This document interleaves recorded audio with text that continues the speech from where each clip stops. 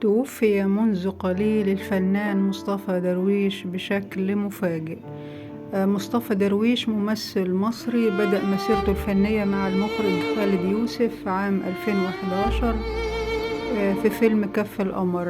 جسد درويش أكثر من 30 عمل درامي وسينمائي، ولقى شهرة واسعة بعد قيامه بدور فتحي مدرب كمال الأجسام اللي بينضم لعصابة تتخصص في عمليات النصب والاحتيال بحيل طريفة ومختلفة عن طريق انتحال الشخصيات في مسلسل بميت وش، المسلسل الكوميدي اللي أخرجته كاملة أبو ذكري وأنتجه شركة العدل جروب المصرية.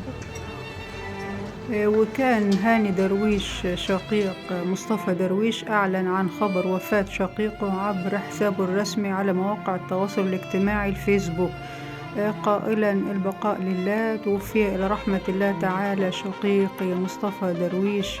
تشييع الجنازة عقب صلاة العصر من مسجد الحصري بأكتوبر.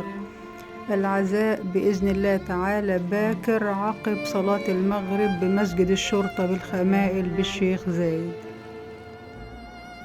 البقاء لله، ربنا يرحمه، وخالص تعازينا للأهل والأصدقاء وكل محبين.